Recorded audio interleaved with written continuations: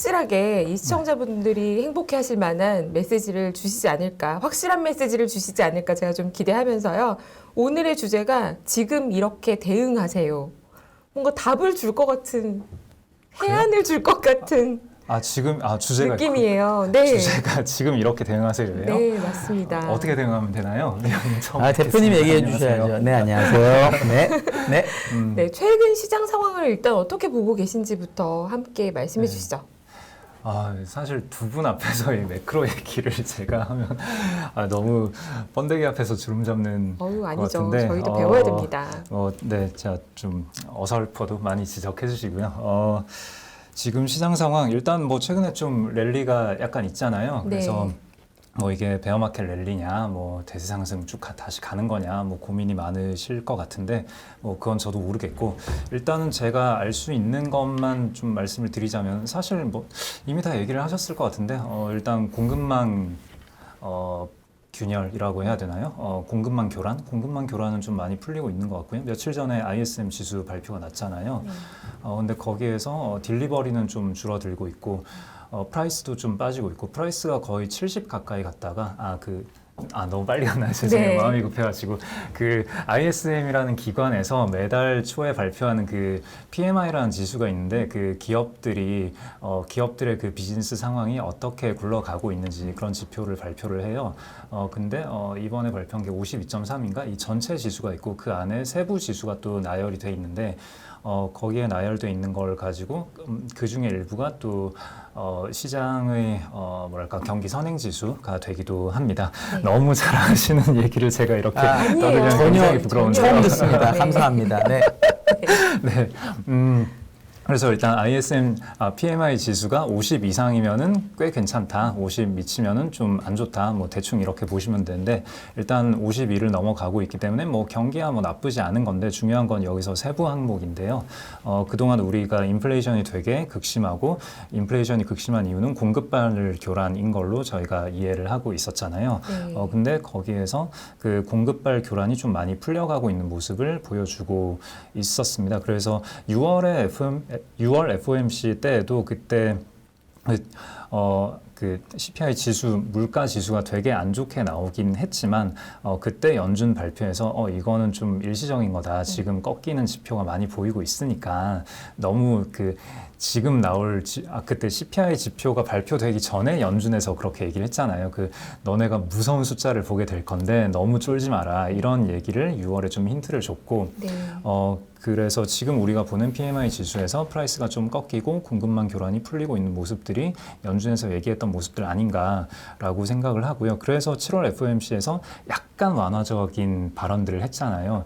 그러면서 지금 시장이 막 달리고 있는 것 같은데, 저는 좀 모르겠어요. 이거는 뭐 이런 얘기는 뭐 누구도 알 수 없는 거긴 하지만, 그렇다고 해서 지금 이게 다시 연준이 뭐 내년에 금리를 인하할 수 있기 때문에 지금부터 다시 연준이 돈을 푸는 것 같으니까 달리자, 이렇게 가는 건 좀 많이 위험하지 않을까라는 생각이 좀 들고요. 일단은 사실 지금 그 프라이스랑 딜리버리라는 지수가 있는데, 그거는 방금 말씀드린 대로 공급망 관련된 지표인데, 근데 PMI 지수에서 또 다른 세부 항목으로 그 뉴 오더 신규 주문이라는 지표가 있고, 그 다음에 또 인벤토리 재고라는 지표가 있어요. 그래서 보통 진짜 두 분 앞에서 너무 이런 얘기하기가 부끄러운데 쭉 해주시죠. 잘 듣고 있습니다. 그래서 그 뉴 오더에서 인벤토리를 뺀 값, 그거를 따로 지표로 많이 보는데, 그게 그 최종 그 고객에 응대를 하는 유통사 쪽에 가까운 그쪽에서 그 실제 물건들을 생산하는 그쪽 회사들에게 얼마나 주문을 많이 내는가, 그거에 더하기 이쪽에 그래서 생산자들은 재고를 얼마나 쌓아 놓았는가라는 건데, 그래서 이 값이 되게 위로 올라가 있으면은 그 최종 고객의 수요가 많기 때문에 주문을 많이 주고 있고, 근데 지금 공장에 혹은 유통망에는 재고가 별로 안 쌓여 있다, 뭐 이런 뜻인데, 지금 그 값이 되게 안 좋아지고 있어요. 그 뉴 오더가 지난달에 49.2에서 이번 달에 48 그렇게 떨어졌고, 근데 인벤토리는 지난달에 56이었나? 근데 이번 달에 57.3인가로 오히려 더 올라갔어요. 그러니까 공장의 재고는 많이 쌓이고 있는데 고객들이 주문은 줄이고 있다라는 거죠. 그러면 이제 향후에 이제 하반기에는 이렇게 공장들에서 재고가 남고 있고 이 재고를 어떻게든 밀어내야 할 텐데 좀 전에 AMD도 말씀을 해주셨는데 AMD에서 TSMC에 주문을 줄이려고 했는데 TSMC에서 뭔 소리냐 주문을 했으면 가져가라 라고 약속한 만큼 가져가라 라고 퇴짜를 놓고 이런 이슈가 지난달에 있었지 않습니까? 이런 이슈를 저희가 하반기에는 계속 보게 될 거고 그래서 근데 그렇게 최종 고객사가 주문을 줄이는 이유는 당연히 그들도 그들의 고객에게 뭔가를 팔려고 하니까 소비가 좀 줄어들 수 있을 것 같다라는 우려를 하고 있기 때문에 주문을 줄이고 있는 거고 그러면 하반기에 이제 우리가 우려를 해야 될 거는 지금까지 상반기에는 물가 지수가 얼마냐 여기에 되게 주목을 했다면 하반기에는 누가 재고를 덜 떠안으면서 이 좀 안 좋은 시기를 잘 버텨낼 수 있는가 여기로 이제 초점이 몰려갈 것 같아요. 그리고 한국만 놓고 보자면 일단은 코스피 순이익 컨센서스가 올해 한 185조까지 올라갔다가 지금 이제 2분기 실적 발표를 하면서 계속 줄어들고 있는데 지금 한 173조 정도까지 빠진 걸로 알고 있는데 여기에서 이제 뭐 반도체 안 좋을 거 다 알고 그 다음에 2분기는 그래도 생각보다는 환율 효과 때문에 좀 좋게 나오고 있는데 근데 3분기, 4분기 들어서 또 더 빠진다라고 치면은 그러면 만약에 한 165조 정도까지 빠진다라고 하면 오늘까지도 최근에 반등을 좀 해서 지금 코스피 시총이 1,850조? 1,950조인가요? 850조인가요? 갑자기 헷갈리네. 둘 중에 하나여도 네. 큰 차이 없으니까 네. 하나로 하시죠. 1,850조 같은데, 네, 1,850조인데 지금 코스피 컨센이 한 165조까지 빠진다라고 하면은 아까 계산해봤는데 11.2배 정도 나오더라고요. 네, 그래서 이러면 그 과거 레인지가 8배에서 12배 사이다라고 한다면은 뭐 레인지 상단이고 여기에서 올 하반기에 뭐 순이익이 갑자기 뭐 180조 이렇게 올라가거나 그럴 가능성은 되게 낮고 네, 그래서 하반기에는 계속 이제 펀더멘탈이 안 좋을 거다라는 챌린지를 계속 받을 거라서 지금 이렇게 좀 그래도 약간 숨통을 틔워주는 반등이 있기는 한데 이거에 기대서 막 이제 다시 또 풀리나 보다 하면서 달려들었다가는 조금 또 힘들어질 수 있지 않을까. 제가 아까 코스피 순이익에서 한만 여쭤보고 싶은 게 그러니까 삼성전자의 2분기 영업이익이 14.1조였고 지금 3분기 컨센이 13.5조인데 제일 낮게 보는 분이 11조 초반이더라고요. 그럼 예를 들어서 3조가 까이고 그럼 3, 4, 12 하면 대충 말씀하신 게 까이는 게 맞는데 얘기하신 대로 만약에 하반기에 환율이 좀 빠지고 유가도 좀 빠지면 한전의 적자가 많이 줄 수 있거든요. 그러니까요. 한전의 수익이 진짜 센 회사인 게 제가 옛날에 한전 할 때는 6조 적자 났던 게 12조 흑자도 나고 막 이래요. 1년 만에. 그런 회사라서 이게 만약에 뭐 이럴 일은 저는 극히 드물다고 보는데 적자가 만약에 5조, 10조 줄게 되면은 다시 올라오지 않나요? 그러면 밸류에이션이 다시 좀 괜찮지 않나 이런 생각 할 수 있지 않을까요? 그렇죠. 그랬으면 좋겠죠. 만약에 긍정적으로 본다면? 네. 저도 그랬으면 좋겠는데 일단 한전의 지금 거의 10조 가까이 적자가 나오고 있잖아요. 지금 20조까지 지금 한 20조 날 거예요. 영업이익도 30조던데? 네. 네, 영업 적자는 네. 제가 이해하는 바는 한전의 그 적자를 그러니까 원래는 이제 코스피의 다른 기업들, 뭐 코스피뿐만 아니라 대한민국의 다른 기업들이 먹었어야 할 원가 상승분을 한전이 그냥 고스란히 다 떠안고 있는 거다라고 저는 보고 있어가지고 한전이 그렇게 이익폭이 늘어난다면은 그거는 그만큼 또 기업들의 아니다. 하긴 그러네. 원가가 빠져가지고 유가랑 빠져서 만약에 환율로만 하면 사실은 관계는 없긴 한데 이제 전기요금은 이제 말씀하신 게 너무 맞고요. 100% 맞고. 근데 전기요금만이 아니라 혹시나 유가가 빠지고 환율이 빠지면 완전 좋은 거기 때문에 혹시나 긍정적으로 한번. 그렇죠. 유가는 지금 뭐 어쨌거나 빠지고 있고 유가는 빠지고 있고 그래서 S&P도 빠져가지고 한전이 전기세는 뭐 어차피 여기서 올릴 건 아니고 그렇죠. 전기세를 뭐 낮출 것도 아니고 올릴 것도 아니고 뭐 아무렇게도 못하는 상황인데 여기에서 한전의 원가가 줄어들어서 한전 적자폭이 좀 줄어들면은 그러면 한 10조 줄어든다고 해보고 그러면 지금 뭐 현재까지 173조인데 그럼 여기에서 뭐 추가 하향이 없다 치고 그 다음에 한전에서 한 10조 정도 올라온다 치고 그러면 한 183조. 매우 긍정적이네요. 그렇게 되면. 그러면은 이제 그래도 10배네요. 그러니까 중간이네요. 아까 얘기하셨는데 중간이다 네. 그러면 네. 중간이다. 네. 그걸 안 하면 거의 상단이고 해도 중간이다. 이렇게 왜 보시네요. 네. 근데 대표님이. 어차피 제가 낙관적으로 좀 희망 회로를 돌려보자면은 네. 어차피 내년 컨센은 지금 한 190조 정도로 잡혀 있고 네. 내년까지 한전이 이렇게 적자가 나겠어라는 시각이 반영이 돼 있기 때문에 아하. 그리고 어차피 뭐 올해가 얼마가 됐건 올해가 뭐 170조 원, 180조 원, 160조 원 한 3분기 실적 발표하고 10월, 11월 정도 아니다. 11월에 마지막 발표를 하죠. 그럼 한 11월 정도 되면은 사실 2022년의 코스피 순이익이 얼마일지는 아무도 신경 쓰지 않잖아요. 맞습니다. 그럼 그때 내년을 봤을 때 내년에 만약에 좀 올해가 나쁘지 지금 희망 회로를 돌려보자면 네. 올해가 좀 나쁘지 않아 가지고 내년을 한 200조 정도 볼 수 있다고 치고 그다음에 올해를 한 175조 정도로 마감을 한다면은 그러면은 175 대비 200조가 되면은 25조면 대충 한 그로스 15% 나오죠. 네. 야, 그럼 코스피 순위 그로스가 15%가 나온다고 이러면서 가자. 그리고 그때쯤 되면은 이제 아까 말씀드렸다시피 물가에 대한 우려도 연준에서도 많이 줄어들게 됐을 거고 그러면은 사실 저는 연준이 지금까지 계속 시간을 끌고 있었다라고 생각을 하거든요. 이게 공급망 교란은 연준이 금리를 올린다고 해서 크게 컨트롤할 수 없는 부분이기 때문에 그래서 근데 연준이 보기에는 이거는 시간이 지나면 그냥 풀릴 이슈인데 그렇다고 해서 연준이 쓸 수 있는 카드가 없다라고 메시지를 던질 수는 없기 때문에 그렇죠. 그냥 적당히 카드가 있는 척을 계속 하면서 이게 자연스럽게 CPI가 꺼지고 PC는 조금 미리 꺼지고 있었잖아요. 그런 걸 기다리고 있었던 거 아닌가라고 생각을 했고 그리고 하이힐드 스프레드 얘기를 빼먹었구나. 아무튼 빼먹지 말고 해주시죠. 네. 하이힐드. 네, 네. 네. 지금 해주세요. 얘기가 너무 왔다 갔다 하는 것 같아가지고. 하이힐드 되게 중요한 것 같아요. 네. 좀 중요한 지표라서. 네. 네네. 생각하시는 동안 네. 잠깐 요약하면 지금 시청자분들께서 한전 얘기를 오래 하니까 한전이 주제인 줄 아시는 것 같은데요. 올해 코스피 순이익이 한전으로 인해서 얼마나 빠지느냐에 따라 코스피의 밸류에이션 밴드는 상단이 아니라 그냥 중간 정도일 수 있다. 희망회로를 아주 희망회로를 깊게 돌리자면 네, 10배 깊게 미만일 돌렸을 수 때. 있고 네. 근데 한전이 실적이 나쁘다면 11배일 수도 있다. 11배가 넘을 수 있다고 넘을 얘기하시는 수도 거죠. 있다. 근데 네. 우리나라의 밴드가 8배에서 12배이기 때문에 그렇다면 상단에 붙은 거다라는 거고 아주 희망회로를 돌려서 이렇게 해보면 10배일지도 모르겠다. 네. 이제 이렇게 말씀을 하신 겁니다. 한전의 수익 변동이 워낙에 클 수 있기 때문에 환율과 유가에 따라서 이게 이제 코스피 밸류에이션의 중요한 요인이 될 수도 있다라는 얘기가 잠깐 있었고요.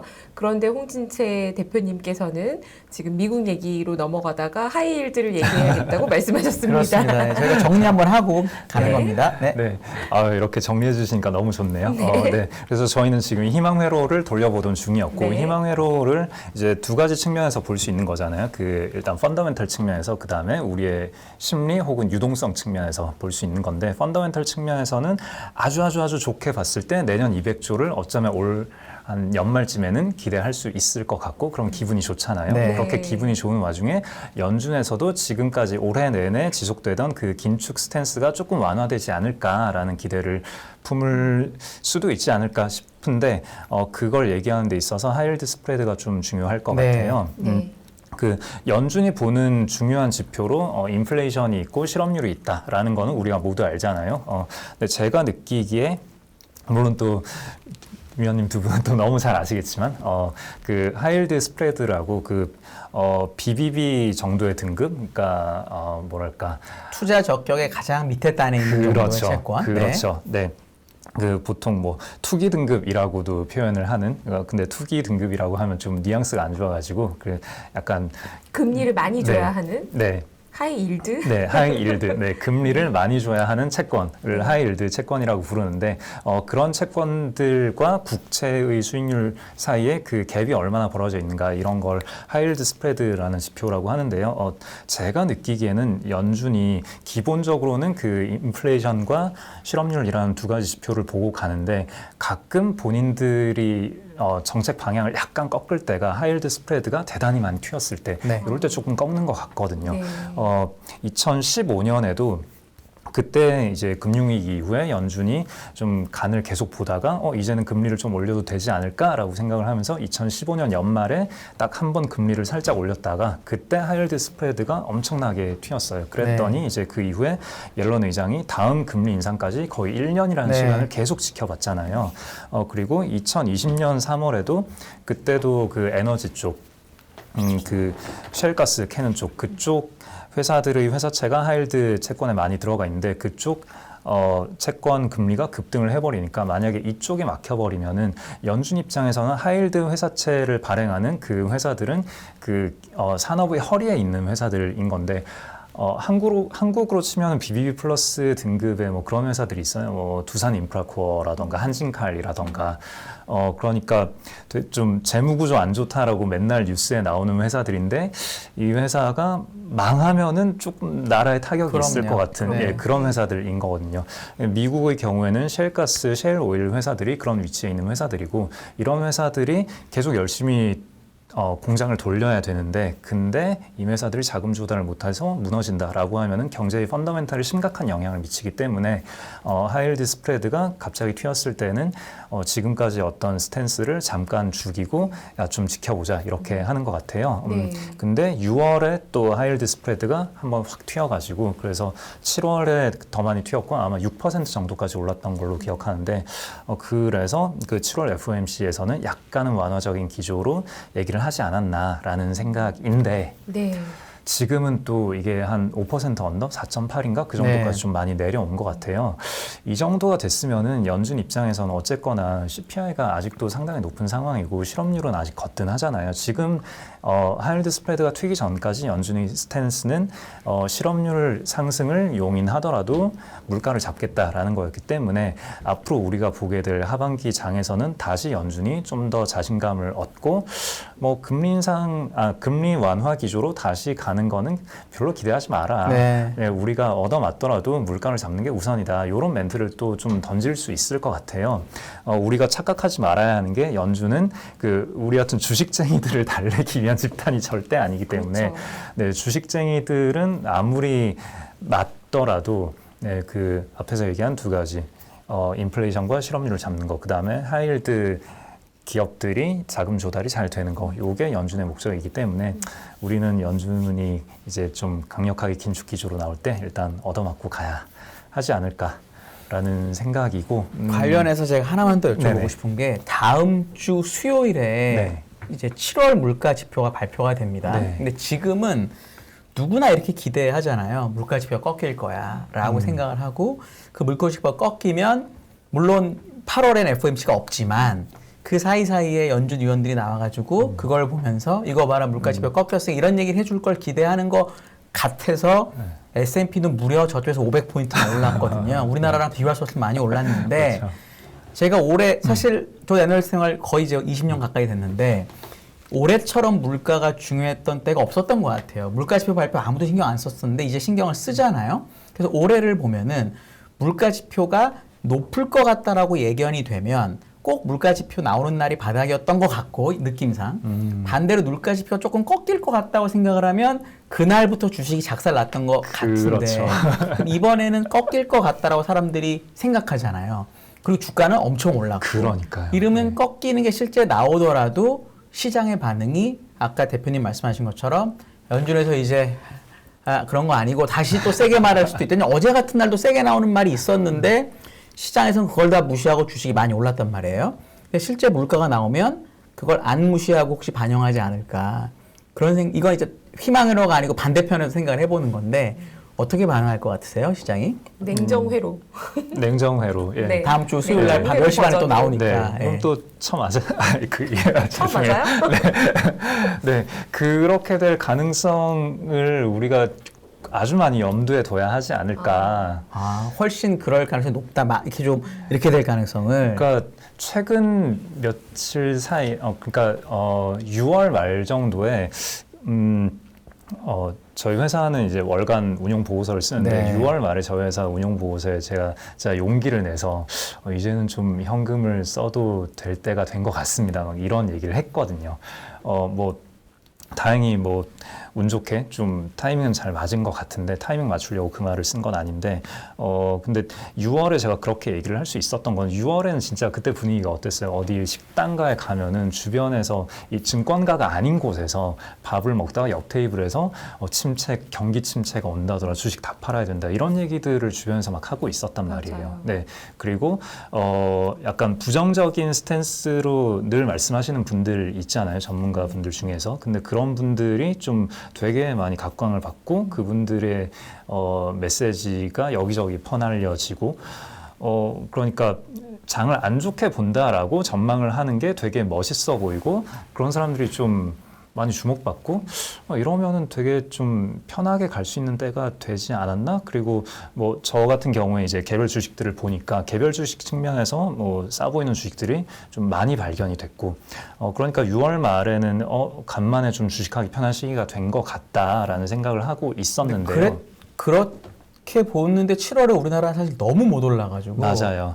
그게 네. 그럼 더 가나요? 그게 이렇게 맞는데 한국은 좀 덜 맞나요? 그러면? 그래서 요런 게 이제 조금 양가적인 건데, 그러면 이제 조금 더 디테일하게 들어갔을 때, 네. 그래서 사실 이게 탑다운 측면에서의 관점이 있고 바텀업 측면에서의 관점이 있잖아요. 그래서 탑다운 측면에서 봤을 때는 어쨌거나 아까 서두에 제가 말씀드린 대로 죄송해요. 뛰어와가지고 서두에 말씀드린 대로 그냥 아주 단순하게 순이익이랑 시가총액이랑 이렇게 놓고 봤을 때 밴드 상단이고 여기에서 펀더멘탈 더 안 좋아질 수 있고 한데 이렇게 된 거는 최근에 그래도 글로벌 대비해서 모두 오르긴 했지만 한국도 꽤 올랐고 최근에 들어서 이제 또 랠리 가는 거야? 이제 시장 분위기가 바뀐 것 같다. 이렇게 말씀을 하시는 분들이 좀 있어요. 그러니까 아직은 뭐랄까 열정이 죽지 않고 살아있다. 좀 이런 느낌이고 그러면은 이제 그동안 상반기에 너무 얻어맞은 게 많으니까 이제는 조금은 호재에 민감한 국면이 되었던 것 같기는 한데 근데 이제 이번 CPI에 대한 기대도 뭐 꺾일 거라고 좀 너무 당연하게 생각을 그렇죠. 하고 지금은 너무 당연하게 생각하고 있죠. 그러니까 뭔가 꺾이더라도 컨센보다는 좀 높게 나왔다. 뭐 이러면은 또 주가가 빠질 수가 있고 좀 여러 가지 조금은 악재에 민감한 국면이 되지 않을까라는 우려도 조금 있는데 어쨌거나 투자자로서 사실 제가 진짜 드리고 싶은 말씀은 어쨌거나 방송에 나왔으니까 이런 매크로 얘기를 또 안 짚고 갈 수는 없으니까 뭐 이게 제 전문은 아니지만 뭐 말씀을 드리긴 한 건데 사실 투자자 입장에서 이렇게 매크로를 보고 지금이 진입할 땐가 아닌가 좀 더 기다려야 하나 이게 베어마켓 랠리인가 대상승인가 이런 의사결정을 하는 게 사실 돈 버는데 그렇게 크게 도움은 안 되는 거고 왜요? 싸게 사야 도움이 되는 거 아니에요? 싸게 다시 좀 구체적으로 질문을 해주시겠어요? 베어마켓에서 다시 장이 좋아질 때 그 전에 사야 단기 투자 수익이 높다고들 기대하시는 게 아닐까요? 그건 저의 질문이라기보다는 많은 분들이 그 고민을 하시지 않나 싶어요. 그러니까 그 질문에서 전제하고 있는 건 일단 첫 번째는 단기적인 시장의 변동을 우리가 맞출 수 있다라는 전제가 있고 두 번째는 그 개별 주식의 수익률이 전체 시장의 수익률과 코릴레이션이 상당히 높다. 전체 시장 수익률을 따라갈 수밖에 없다. 뭐 이런 두 가지 전제가 있는 건데 제가 좀 요즘 같은 국면에서 좀 되게 많이 느끼는 거는 세상에는 탑다운 방식의 투자도 있고 바텀업 방식의 투자도 있다라는 있는데 근데 바텀업 방식의 투자라는 건 아예 존재하지 않고 들어본 적이 없는 것처럼 사고하시는 분들이 되게 많으셔가지고 그런 게 좀 안타깝더라고요. 그러니까 뭐 말씀 주신 대로 당연히 더 싸게 사는 게 좋은 건데 근데 그게 오늘보다 내일 더 싸지 않을까? 이걸 기대하는 거는 별로 의미가 없거든요. 일단 우리가 맞출 수 없는 거기 때문에. 이게 중요한 거는, 그러니까 개별 기업을 보는 사람이라고 했을 때, 그러니까 일단 우리가 크게 두 가지를 나눠야 되잖아요. 근데 시간이 언제까지 있죠? 저희 한 45분까지, 40분 정도까지 괜찮습니다. 지금 할 얘기 한 10%인데. 아, 그래요? 서둘러야겠네요. 네, 서둘러야겠네. 네. 일단 우리가 어떤 투자자인가를 나눠야 되는데 액티브 투자자냐 패시브 투자자냐 이걸 나눠야 되고 패시브 투자자 같은 경우에는 그냥 길게 보고 여기서 길게라 하면 뭐 한 10년 이상 30년 네. 정도를 말하는 거예요. 그냥 시장 변동 신경 쓰지 말고 그냥 적립식으로 버는 돈에서 일부 계속 쌓아 나가면 돼요. 그러면 끝이에요. 그러면 아무것도 고민할 필요가 없어요. 네. 근데 이게 아주 높은 확률로 이기는 전략인데 또 이건 재미없잖아요. 네, 그거 하실 분들은 이거 안 보고 있으실 테고. 네. 자, 액티브 투자자라면은 개별 에셋들을 골라서 내가 돈을 벌겠다. 그리고 패시브 투자자보다 더 높은 수익률을 거두고 싶다라는 네. 목표로 이걸 하는 건데, 이걸 하는 데 있어서 우리가 주안점으로 삼아야 될 거는 탑다운 투자 관점에서는 전체 시장이 어떻게 되고 그래서 뭐 매크로 변수를 잘 봤을 때 뭐 수혜 섹터가 어떻게 되고 거기에서 탑픽이 어떻게 되고 이런 식으로 내려오는 거잖아요. 네. 네, 이게 탑다운 방식의 투자인데 이런 방식의 투자는 사실 돈을 버는 데에서 이건 일단 되게 고수들이 하는 투자법이고 돈을 벌기가 어려워요. 아주 네. 일부만 돈을 버는 방법이고 바텀업 관점에서는 내가 개별 기업을 보고 개별 기업의 미래가 어떻게 될 것인가 향후 5년, 7년, 10년 정도 어떻게 될 건가 이 회사의 비즈니스 모델이 어떠하고 이런 힘든 상황을 겪을 때 예를 들어서 뭐 인플레이션이 있을 때 혹은 금리가 높을 때 낮을 때 환율이 좋을 때 안 좋을 때 이 회사가 알아서 어떻게 잘 대응을 할 것인가 그렇게 믿을 수 있는 그래서 이 회사가 장기적으로 어떻게 굴러갈 것인가를 내가 기대할 수 있는 그런 회사들 에 대해서 그러면 이 회사가 장기적으로 나에게 몇 %의 수익률을 안겨줄 수 있을 것인가 그걸 계산했을 때 그게 다른 에셋보다 매력적이면은 사고 아니면은 말고 뭐 이런 식의 의사결정을 하는 게 바텀업 방식이거든요. 네. 근데 제가 딴 방송에서 이 얘기를 했더니 그런 또 댓글들이 있었는데 그냥 밸류에이션 하면서 하라는 얘기를 참 어렵게 돌려서 이야기를 하시네라고 누가 말씀을 하시더라고요. 네. 근데 이게 그래도 여기 나왔으니까 이 얘기는 제가 꼭 하고 싶어가지고 네, 말씀드리는 건데, 네. 우리가 흔히, 가치평가, 밸류에이션 한다는 건 가치평가를 한다는 거잖아요, 한국어로. 가치평가라는 걸 어떤 하나의 1차원 값, 주어진 값을 잘 계산해내는 그걸로 생각하시는 분들이 되게 많더라고요. 예를 들어서 지금 주가가 10,000원인데 내 생각에 적정 가격은 15,000원이야. 그러니까 기대 수익률 50%. 그러니까 사자. 뭐 요렇게 하시는 분들이 되게 많은데 근데 제가 이해하기로는 그런 그 가치 평가라는 건 1차원 값이 되면 굉장히 위험하다라고 생각을 하거든요. 이건 얘기하면 되게 길어지는데 그냥 결론만 얘기를 하자면은 네. 가치평가는 장기 기대 수익률이라는 걸로 표현이 돼야 된다라고 말씀을 드리고 싶고 우리가 가치평가를 할 때 기업의 미래를 그려보잖아요. 그리고 어떤 가치평가 방법론을 쓰건 간에 그 미래 기업이 벌게 될 이익을 할인을 하잖아요. 할인율이라는 개념이 들어가는데 그래서 미래가 어떻게 될지를 쭉 펼쳐놓고 할인을 해보면은 이제 현재 값이 되는데 그러니까 현재의 어떤 가치가 되는데 이거랑 가격이랑의 갭 몇 % 이걸 얘기를 하는 거잖아요, 보통은. 근데 네. 그렇게 하는 게 한 방법인데 다른 방법으로 할인율을 조정을 하면은 할인율을 낮추면 낮출수록 적정 가치가 올라가죠. 그리고 할인율을 높이면 높일수록 적정 가치가 줄어들죠. 그럼 여기에서 할인율을 좀 높이거나 낮추거나 했을 때 현재 가격과 적정 가치를 일치시키는 어떤 할인율이 나온단 말이에요. 그렇죠.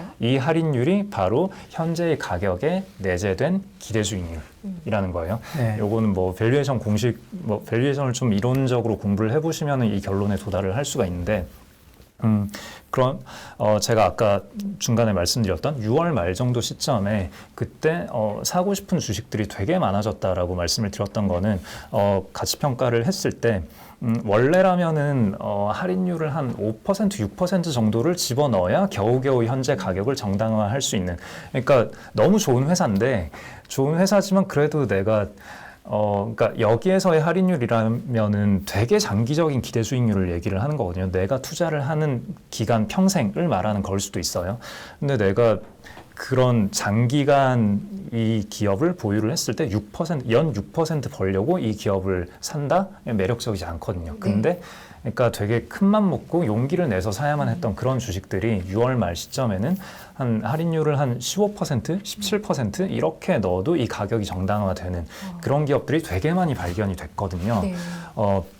그래서 이거는 되게 쉬운 게임이다라는 생각을 6월 말에 했었고 근데 지금은 이제 전체 시장은 아까 말씀드린 대로 시장 PER이 한 10배까지 빠졌다가 11.2배까지 올라왔는데 그러니까 이게 좀 컨센서스가 내려가면서 이게 PER이 계속 11배, 12배 사이 왔다 갔다 하는 좀 그런 게 있어요. 근데 그 제가 좋게 보는 그런 괜찮은 기업들은 뭐 6월 말 시점에는 뭐 할인율 한 17%, 18% 이렇게 기대를 할 수 있었다면은 지금도 주가가 약간 올라오긴 했지만 이런 회사들은 또 컨센서스가 또 올라가 버려 있기 네. 때문에 아직도 여전히 한 15% 정도의 수익률을 기대할 수 있는 그런 회사들이 아직은 꽤 많이 보인다라고 생각을 합니다. 그래서 어쨌거나 돈을 버는 거는 바텀업 형태로 돈을 버는 게 좀 에너지 효율이 되게 높은 방법이다라고 저는 생각을 하거든요. 그래서 바텀업 관점에서 내가 좋아하는 기업들 을 가지고 가려고 한다면은 그 매크로는 사실 지금 아까 이제 저희가 희망회로도 돌려보고 좀 냉정회로도 돌려보고 했잖아요. 그래서 희망회로를 돌렸을 때는 좋은 것도 꽤 있어요. 근데 냉정회로를 돌렸을 때 아직은 좀 조심해야 될 것들도 되게 많고 그러니까 매크로는 그냥 결론은 중립. 그냥 이렇게 퉁 치고 그냥 좋은 거 들고 그냥 가자라고 근데 보면 여기서요 많은 시청자분들 그리고 많은 투자자분들이 딱 질문을 뭐라고 하실지 아시죠? 예상할 수 있는 질문이 떠오르지 않으시나요? 좋은 기업을 그 좋은 회사를 어떻게 찾느냐. 그거는 이게 가장 어려운 문제잖아요. 저 7시간 정도 떠들어요. 박사학위 논문 아닙니까? 박사학위 논문. 지금 장기 기대 수익률과 할인율에서 지금 시청자 절반쯤 지금 괴로움을 느끼고 계셨어요. PER의 역수를 그냥 생각하시면 안 될까요? 저희 투자자분들이. 물론 이게 말씀하신 거는 좀 개념이 다르긴 한데 좀 쉽게 생각하면. PER의 역수 그게 답이라기보다는 그보다도 좋은 기업을 찾는 방법을 알려주시는 게 더 좋을 것 같아요. 그 시간이 별로 없으니까 그냥 결론만 우악 그냥 말씀드릴게요. 기업 분석을 할 때 우리가 좀 되게 많은 걸 보고 고민을 하잖아요. 기업 분석 일단 어느 정도 할 수 있다고 가정하고 넘어갈게요. 기업 분석의 기초 얘기하러 여기 있는 거 아니잖아요. 여기에서 그럼 그 제가 생각하기에 기업 분석의 거의 최종 결론은 어떻게 되어야 하냐면 어떤 형태여야 하냐면 이 기업이 얼마나 초과 수익 그러니까 그 수익률 투자자 수익률 말고 기업도 돈을 써서 돈을 버는 게 기업이 하는 일이잖아요. 그렇죠. 그러니까 기업이 자본 비용 대비해서 그러니까 남들 비슷한 다른 기업들이 하는 비슷한 회사들이 버는 돈보다 이 회사가 얼마나 더 큰 돈을 벌 수 있을 거냐. 쉽게 말해서 그냥 ROE 얘기예요. 기업이 산업 평균보다 얼마나 높은 ROE를 얼마나 장기간 동안 지속할 수 있을 것인가. 그러니까 높은 ROE와 지속하는 기간 요 두 가지 팩터로 기업 분석의 결론이 귀결이 될 수가 있어요. 그러면은 요 두 가지 팩터를 가지고 우리가 재미난 밸류에이션을 하나 할 수 있는데 높은 ROE와 지속 가능한 기간. 그렇죠. 네. 그럼 ROE는 ROE고 그럼 지속하는 기간은 N, 대문자 N이라고 해볼게요. 화이트보드 없죠. 다음 실판을 준비하고 저희가 2판을 준비하겠습니다. 자, 머릿속에 공식을 떠올려 보시면 되는데 어렵지 않은 공식이에요. 자, 분자 분모가 있어요. 자, 분모에는 1 플러스 R. R은 할인율입니다. 그렇죠. 네. 분자에는 분모에는 1 플러스 R이 들어가고 분자에는 1 플러스 ROE가 들어가고 이제 큰 괄호를 치시고요. 괄호 위에 그 승수 있죠. 뭐 제곱, 세제곱 하는 거 거기에다가 n을 넣어주시면 돼요. 그러면 이게 적정 PBR입니다. 네, 그게 RIM 공식을 막 이렇게 저렇게 막 변형을 하면은 뭐 이런 공식이 하나 나오는데 뭐 이게 어떤 절대적이다 뭐 그런 얘기는 아니고 그냥 이런 식으로 대충 그 기업의 가치라는 게 어떤 요인에 의해서 어떤 식으로 가치가 왔다 갔다 하는지 뭐 우리가 어느 정도 개념을 잡을 수 있다 뭐 이런 얘기거든요. 자, 그럼 여기에서 이 공식에서 R이라는 걸 중심으로 막 뒤집으면은 그러면은 또 R을 현재 가격과 일치시키는 기업의 ROE와 N이 나와요. 그러니까 네. 둘 중에 하나만 정하면 나머지 하나 나오겠죠. 그렇죠. 미지수랑 K가 같아야 되니까. 감사합니다. 네. 그러면은 공대생들끼리의 대화인데. 네. 그러니까 그래서 ROE와 N이 나오잖아요. 그러면은 거기서 이 현재 가격에 내재된 그 가정을 ROE랑 N이라는 다른 숫자로 우리가 뽑아낼 수 있는 거고 그러면은 근데 ROE가 얼토당토않게 높은 뭐 한 35% 이렇게 나올 수가 있거든요. 근데 이 회사는 35%의 ROE를 뭐 아주 장 좋을 때 한 번 냈었고 아주 분위기가 좋을 때 한 번 냈고 과거 5년 동안은 그렇게 낸 적이 없어. 네. 라고 하면은 그럼 이건 우리가 기업 분석, 펀더멘탈을 분석해서 알 수 있는 얘기잖아요. 네. 그러면은 이 기업의 가격은 고평가된 거다라는 얘기를 할 수 있고 근데 만약에 이 기업이 ROE 20% 정도를 뭐 과거 10년 동안 꾸준히 내왔고 앞으로도 특별히 이게 무너질 것 같이 보이지가 않는데 근데 만약에 ROE 한 15%의 3년 정도를 반영한 게 현재 가격이다라고 하면은 이건 되게 싼 거 아니야? 라는 생각을 우리가 할 수 있는 거죠. 제가 이 라쿤 자산운용의 홍 대표님과는 한국 밸류에 계실 때부터 오랜 기간 저의 이제 고객님이셨고 저는 애널리스트 그리고 홍 대표님은 펀드 매니저로 만나왔는데요.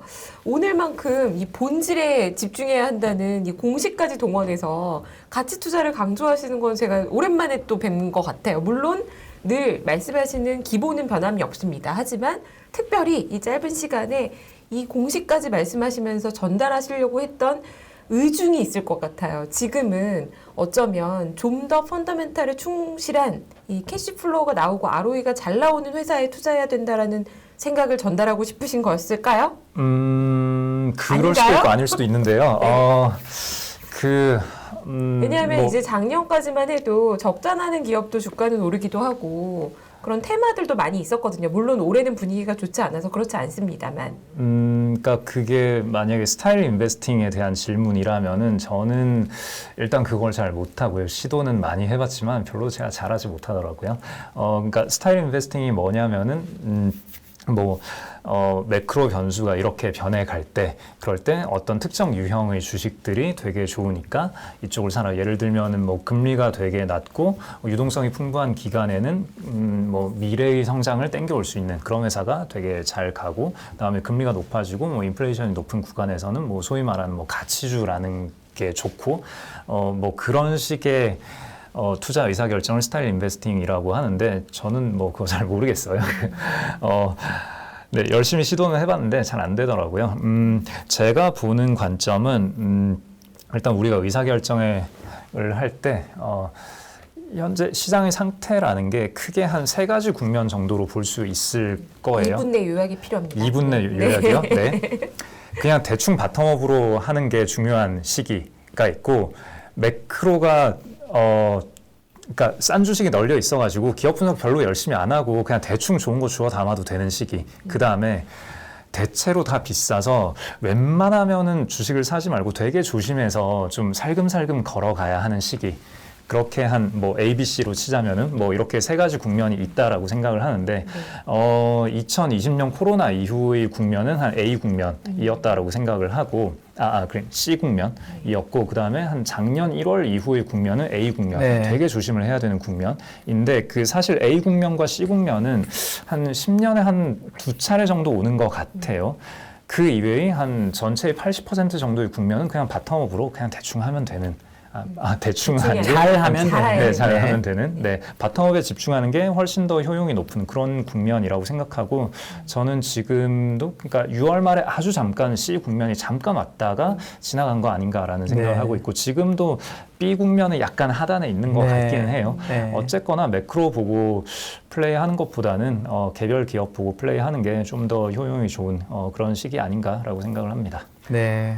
네, 저희가 오늘 시간도 너무 짧았고 그리고 칠판을 미리 준비를 하지 않았던 게 저희의 과오였다고 생각이 되고요. 어쨌거나 홍진채 대표님께서는 바텀업에 충실하는 ROE를 잘 알 수 있는 회사들, ROE와 지속 가능한 기간에 집중해서 투자해야 된다라는 메시지를 주셨고요. 또 제가 이렇게 얘기하면 진채 대표님께서 아니 그거 아니고요. 거기에 더 할 얘기가 있는데 라고 말씀하실 게 너무 눈에 보여서 아쉽지만 오늘은 저희가 보내드리도록 하고요. 다음에 2탄을 꼭 만들어서 칠판 준비하고 확실히 오늘 말씀하신 대괄호, 중괄호 다 다시 듣도록 하겠습니다. 네, 오늘 바쁘게 와주셔서 감사드립니다. 다음에 불러주시면 제가 1시간 일찍 도착해 있겠습니다. 1시간 일찍 오셔서 1시간 강의해 주시기를 다음에 자리를 꼭 만들도록 하겠습니다. 네, 지금까지 라쿤 자산운용의 홍진채 대표님이셨습니다. 감사합니다. 감사합니다.